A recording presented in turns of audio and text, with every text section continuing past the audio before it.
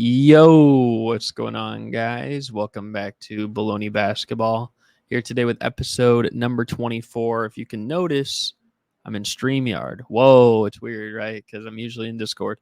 I feel like this would be easier just to use this today for a simple feature, just to record and get everything in. So if you've seen the title today, we're doing my award picks and my playoff picks for the season. So basically, I'm going to share my screen on each one, and we're kind of just going to roll through it. So as I get this thing up here, we're going to start with the award picks for the season. So let me get this here, and here we go. Yeah. So all handy, right? So my NBA awards 2022-2023 season. I got all the major awards. I got all the all NBA, all defensive, all rookie teams and stuff like that. And we'll get into the playoffs. And yeah, it won't be too long of an episode. But yeah, so my NBA award picks for this year. So let's start scrolling down, scrolling down, scrolling down. So the Clutch Player of the Year award is the first one. And this was kind of tough. It was a little tough, I will say. A few candidates for the award, but I think one guy just stuck out better than the rest, and that would be De'Aaron Fox. I mean, he's leading the league, I believe, in fourth quarter points.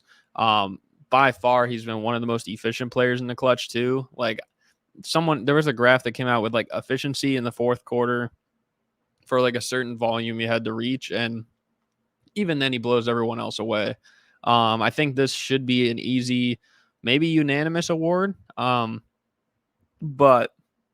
either way, I think he will still come away with the award, and he's been playing big, and he's a big reason why the Sacramento Kings finished the season as the 3 seed. So, got to give De'Aaron Fox some credit where it's due. So now we'll move on to Coach of the Year. There are a few guys up in this discussion. Obviously the Cavs improved. Of course, they added Donovan Mitchell. Of course, the Thunder have been great. The Sacramento Kings, like we just talked about. The Celtics, after they lost Ime Udoka, no one thought they'd be maybe in that discussion with Joe Mazzulla. But I think you got to give the award to Mike Brown. And I'm seeming like a super Kings fan, I suppose. But I mean, just nobody thought this Kings team. A lot of people didn't think they'd even make the play-in, including myself. Even though I thought they had the talent, I'm just like, I got to see it to believe it, And maybe some picked them in the play-in, but I can assure you, a lot of people who weren't picking them to make the playoffs because they hadn't made it in forever.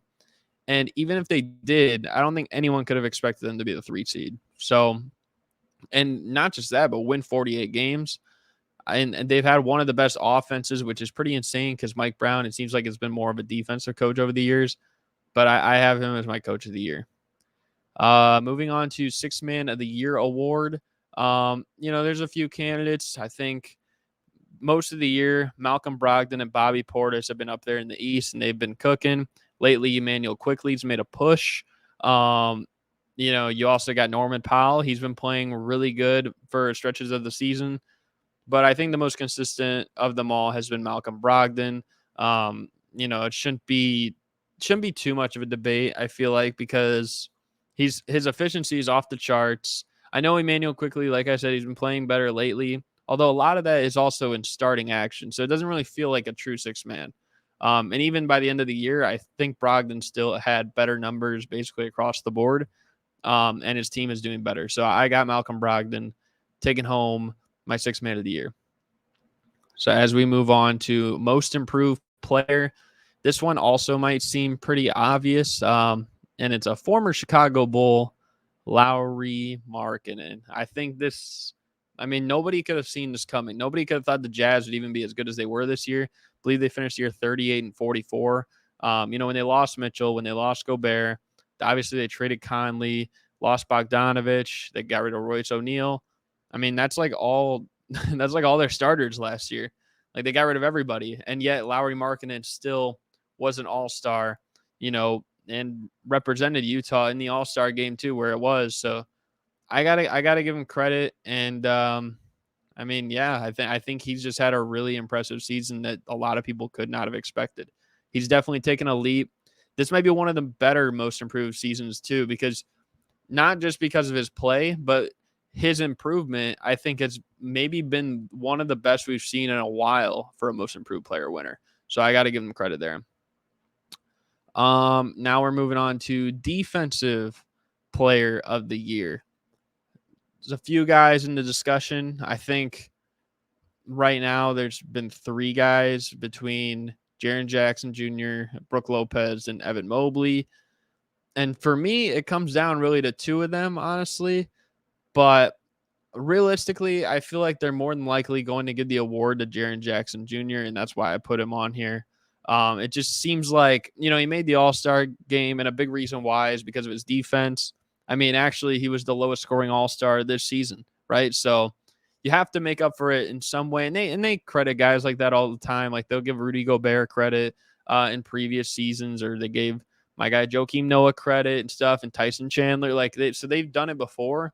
So I'm not surprised by that by any means, but he's probably like the most overwhelming player to make the All-Star game simply because his defense was so great. And even though he can stretch the floor offensively and stuff, not a great rebounder for a big, but I do have him as my defensive player of the year. I think more than likely he will come away with the award. And you could also argue, I think him and Brook Lopez, you can kind of go either way, but it is what it is.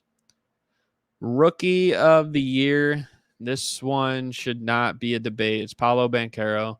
The only rookie to average 20 points per game this season, which I really wanted him to get, and I'm glad he did get, because now it puts him in a class potentially with all-time greats like Jordan and Durant and LeBron and Donovan Mitchell and Joel Embiid and, even Zion, who hasn't played much lately, but still, I think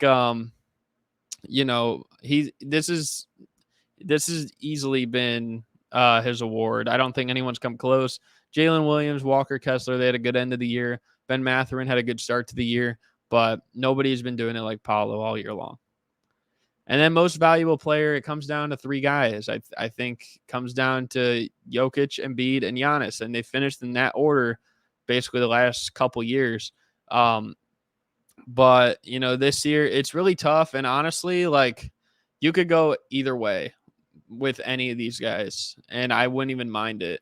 I feel like more than likely, though, this award will end up going to Joel Embiid. So that's why I put him on there, just because, a big reason why is, voters fatigue. It just happens. And I feel like that's probably what is going to happen.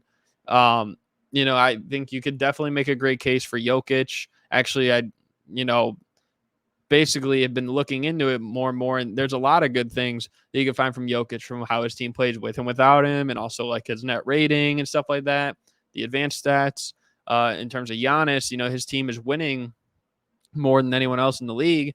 And then for Joel Embiid, I mean, you look at, he's the scoring leader, he's arguably the most dominant player in the league. So I'm not mad if any of these guys win it, but I feel like Embiid will more than likely come away with it. So now we're getting into the all league team. So all rookie first team. So my all rookie first team consisted of Benedict Mathurin, Jalen Williams, Keegan Murray, Paolo Banchero, and Walker Kessler. Like I said about Mathurin, he had a great start to the year. End of the year, not really so much.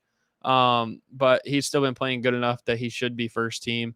Jalen Williams has had a great second half of the year too. Keegan Murray has been really consistent, set the 3-point record, and he's been a huge part of a really meaningful team. All these other guys can't really say that on this list. We talked about Paolo, and Walker Kessler has probably been the best defender in this draft class so far this year. Moving on to all rookie second team, we got Jaden Ivey, Andrew Nembhard, Jabari Smith Jr., Jeremy Sohan, and Jalen Duren. A lot of guys whose name begin with a J. But, Jaden Ivey, I felt bad putting him on second team because he very well could be first team. Like, I wouldn't even mind it. Nembhard, he's had some big games this year. And not only just, like, the games against the Warriors and Lakers, but, like, he's had, like, big games. Like, he had, like, I think a 30-10 game and, like, another 25-10 game. Like, he honestly looks like maybe one day he could be running the show. It's probably going to be hard with Tyrese Halliburton, like, there, but I could very well see him running the show on his own team one day or getting a lot more opportunities next year. Jabari Smith, he started to come into his own later in the year. Same thing with Sohan. And then as for Jalen Duren, youngest guy in the league. And I mean, the man, he's pretty dominant inside. Got to give him credit. So I have him on my second team. Now we'll get to all defensive first team. And I got Drew Holiday, OG Anunoby, Evan Mobley, Jaren Jackson Jr., Brook Lopez. Like I said, Jaren Jackson Jr. and Brook Lopez could kind of go either way. I feel like, and I think they can both qualify to make first team, I believe, because I think they're both listed as centers this year, but I'm sure people will still vote Jackson Jr. as both. So, especially if he wins the award, I think both will make it. Evan Mobley, even though it's a really big front court, I guess he counts as a forward, and I think OG Anunoby counts as a guard from what I've been seeing, even though he's listed as a forward too. So this could definitely be reworked if this is not how they decide to vote. But if they're all eligible for these spots, I could definitely see this being all defensive first team. And then all defensive second team, I got Marcus Smart, Anthony Edwards, Giannis Antetokounmpo, Jaden McDaniels, and Nicholas Claxton. The thing about Marcus Smart is I honestly don't know if he's worthy of all defensive this year. And I might honestly say Derek White, but I just feel like the media is probably going to see more of Marcus Smart as an all defensive player because he's been so for years that they're probably going to give him more credit in this voting system. Anthony Edwards has been one of the best two-way players this year, so I have to give him credit. Giannis is going to be there. I think McDaniels has played great defensively. And Nicholas Claxton's kind of gone under the radar as of late, but still is all defensive in my book. Now we got all NBA first team. I got Shai Gilgeous-Alexander, Donovan Mitchell, Jason Tatum, Giannis Antetokounmpo, and Joel Embiid. Really want to put Jokic on here, but I don't think you can based on the positions. Jason Tatum and Giannis should be easy. The guards maybe are more able to be, flexible. I think Donovan Mitchell definitely deserves to be on there, though. If you think of all the guards this year, he's the only guy who's played a substantial amount of games for a meaningful team, right? And he's winning, and he's played like an all-star all year long. Shai's team, not really up there. There's other guys I'm about to name, they're not really up there, or they've missed time. But I think of all those guys, too, I think Shai has also been the next best. And I got to give him credit with Donovan Mitchell. Now, all NBA second team, I got Luka Doncic, De'Aaron Fox, Jaylen Brown, Jimmy Butler, Nikola Jokic. All short names. Pretty smooth to get through, honestly. But personally, Luka has put up the numbers. I just think the fact that the way the season ended is going to hurt his chances of making first team All-NBA. De'Aaron Fox has played insane. Like I said, as the Clutch Player of the Year award, I think he should honestly get some MVP shares. I don't know if he should finish like top 7 or 8 or anything like that, but he should get some share to some degree. Jaylen Brown's been nice. Jimmy Butler stepped it up lately, and then Jokic is Jokic. I don't need to say more about that. And then All-NBA third team to close it out, we got Damian Lillard, Stephen Curry, Lauri Markkanen, Kawhi Leonard, and Domantas Sabonis. I think Sabonis has to be on here too. Him and Fox have both played a huge part in their success this season. Dame and Steph, I mean, you could argue both these guys are first team caliber and probably have been the two best guards individual-wise this season. The only thing is, they've both missed a lot of games. Both their teams are kind of down there more than a Donovan Mitchell per se. In Dame's case, he's below almost every other guard on this list. I think, again, Markkanen, what he's done this year has been really special. And I did put Kawhi on there because, even though he started the year off slow, the way that he ended the last several months of the season, you can't deny that he was worthy of being all NBA. And he did play 52 games, I believe, which doesn't seem like a lot, but if you're looking at some of these other guys this year, you can't really hold that against Kawhi because that's like apples to oranges, I feel like. So that's all my picks for the awards. Now I'll stop sharing this and we can close this out too. Definitely a different system I've been doing today. But we're going to pull up the playoff bracket, which I don't believe is even fully updated with the latest games, but It is what it is. So here's what we got going in the Western Conference starting off. So 1 versus 8. I mean, I gotta go with Denver. Denver's been so up and down lately, but I still gotta go with the Denver Nuggets in 5 games. Point blank simple. The Suns and the Clippers is so tough because I trust Kawhi a lot in the playoffs, and I think probably I trust him more than any other player. But at the end of the day, this Suns team is undefeated with Kevin Durant. Kawhi is going to give it his all, and I think Westbrook might even be out for a little revenge. It's going to be tough without Paul George, but I got to pick the Suns. I just have to in 7 games. I honestly that's going to be one of the best series. It's a shame that Paul George isn't going to be there at least for the start of it.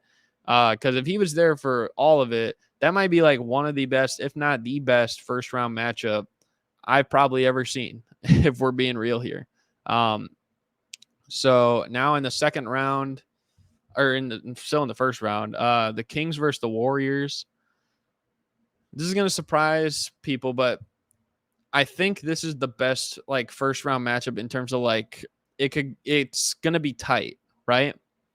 Having said that, I think this series only goes 5 games, which might seem crazy, right?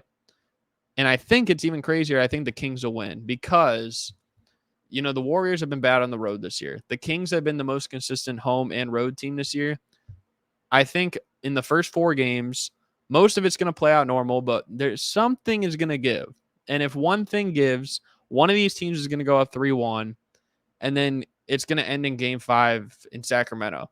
Now, being that the Warriors have been so bad on the road this year, they've been so up and down, inconsistent, and the Kings really haven't, I would probably say the Kings will win this. The Warriors have to get multiple road games too, which if something's going to give, I mean, it would be hard for it to give twice, I would say. So I got the Sacramento Kings moving on in the second round. It might be a hot take because I know a lot of people, whether they're Warrior fans or not, they're going to be picking the Warriors probably to win that series. But I don't know. I trust this Kings team offensively. And I know the Warriors can, they got a lot of offensive magic too. That's why they made the finals 6 years in the last 8. So I'm going to roll with the Kings, though. I think the Warriors, this hasn't been a great year for them. Now we get to Memphis and the Lakers. The Lakers lately, they've been playing a lot better, and I got to give them credit. The Grizzlies, I think a lot of people counted them out when, Ja was out for that time. And actually, the odds right here, they have it 53% Lakers, 47% Memphis. So they do have the underdogs as the favorite. According to this, I think another model picked the Grizzlies as the favorite, but according to this, they have the Lakers as the favorite. But as you can see in the Western Conference, it's definitely the closest. This is 78-22, 84-16, 89-11.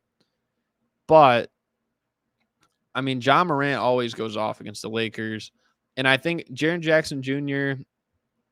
I think he's going to win the Defensive Player of the Year. He's at the very least one of the best defensive players in the league. He's going to need to stay out of foul trouble, but if I know Anthony Davis, sometimes he'll kind of shy away and he won't take advantage of that. I'm going to go with Memphis in 6 on this one. Probably boring. I picked all the higher seeds, I know. But I feel like that's not even boring because, look, these two, both of the lower seeds are favored. And honestly, playoff Kawhi, picking against playoff Kawhi, it's not even that, but picking against an injured Clippers is what it is. But picking against playoff Kawhi, it's crazy. Now in the East, this matchup is going to go 5 games. I think the Bucks will lax up maybe once, but only go 5 games. And like I said, it hasn't updated yet. I don't know why, but it is what it is. Even if it was either one of these teams or whatever, you know what I mean? But I'm gonna go Bucks in 5. The Cavaliers and the Knicks. I'm going with the Cavaliers in 6 games. I would pick the Cavaliers in 5 games, But being that we've never seen Darius Garland in a playoff atmosphere, really, and we saw him in the play-in last year, we've never seen him in the playoffs. I'm kind of fearful that maybe he's a playoff dropper, and I hope I'm wrong. But I feel like because of that, it's going to be harder to for Donovan Mitchell and the Cavaliers to get through this. But their defense has been better than the Knicks, better than everybody this year, and I think their offense, like they got more offensive firepower with Garland and Mitchell, and then also like Karis LeVert could go off for a game. Like you never know. So Ricky Rubio could have a flashback performance. I think it was against the Knicks last year where he had like his best game of the season or something with Cleveland. So, I think that the Cavs will definitely win this. I would say 5 games, but I'm going to go 6. I think Donovan Mitchell will go off for 40 points in game 6 just so he can shove it kind of in the New York fan base's faces. But yeah, Philadelphia and Brooklyn. This is a crazy 94% to 6%.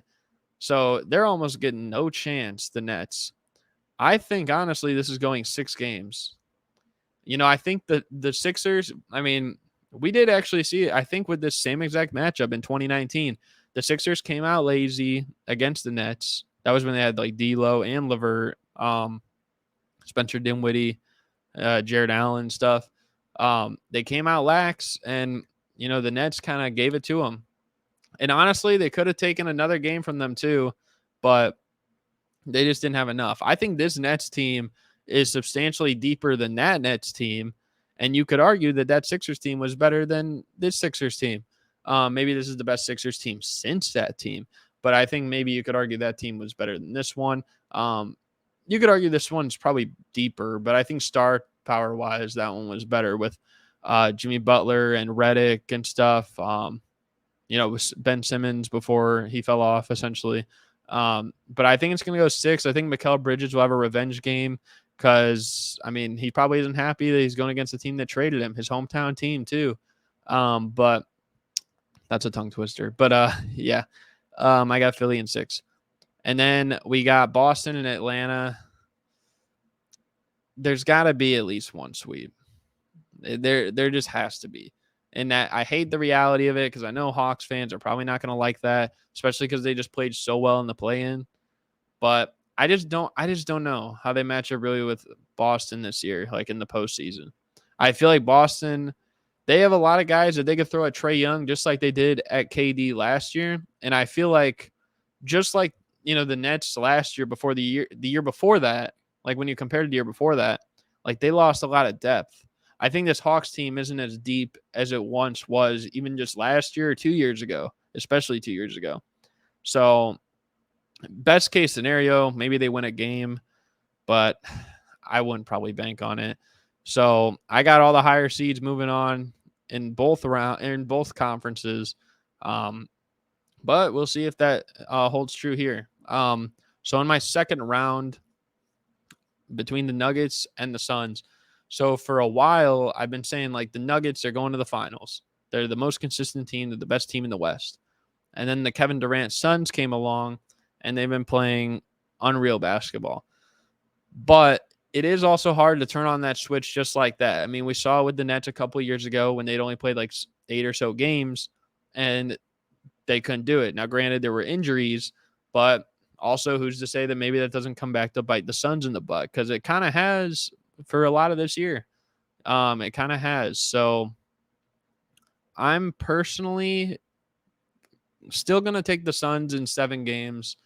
But man, that'll be a good series, especially because I know Suns fans are still upset with the Nuggets fans saying like, if Jamal Murray was healthy, and now he will be healthy, and I think we'll actually get a really good series. And if it goes game 7, that game will be in Denver. It's going to be hard to play in that altitude, I will admit. So not a lot of people are going to like to go there for a game 7 atmosphere. But I think the Suns, I think they're good enough and they'll get it done. Now, who will they meet in the conference finals? This might be the boldest take of the entire episode. Yes, I got the Sacramento Kings sweeping the Memphis Grizzlies. And there's a reason to it.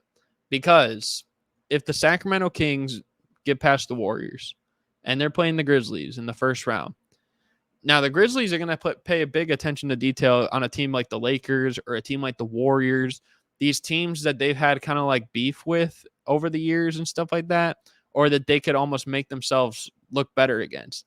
If they're playing the Sacramento Kings and they're hosting a game one in that series, they're probably not going to take that serious. I mean, we saw it happen with Minnesota last year and they didn't, right? So I don't know. I think personally they'll throw that first game.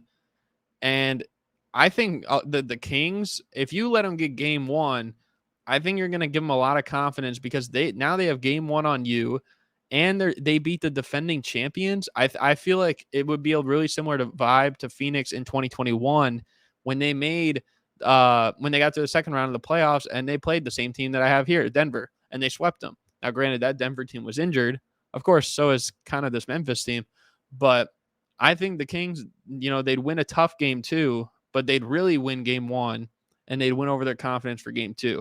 Then they got 2 home games. You're playing with fire at that point. And I think the Kings will win this.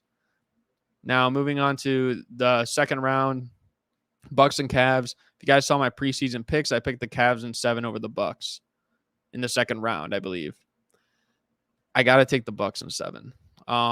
They've just been too good this season. It's too hard to bet against Giannis, and especially the way Drew Holiday's played. And by this time, Chris Middleton will probably be in a groove. Brook Lopez played great defense. Bobby Portis, arguably 6 man of the year, not my pick, but arguably. And I mean, they got veterans like Joe Ingles and Jay Crowder and stuff. The defensive tandem of Mobley and Jared Allen is going to be really interesting on Giannis, though, because I feel like he might struggle this series. But I just think that they have enough around him. And I don't know if the Cavs have enough around Donovan Mitchell offensively to get it done. Boston and Philly might be a hot take. I'm going Philly in 6. I just don't know who's going to stop Embiid. I think Embiid is to the point where if you give him a healthy playoff run, like I don't know who's really going to stop him. You just have to hope that you're more dominant or better than him at what you do. You know what I mean? So, and I feel like Harden's going to have a great series as well.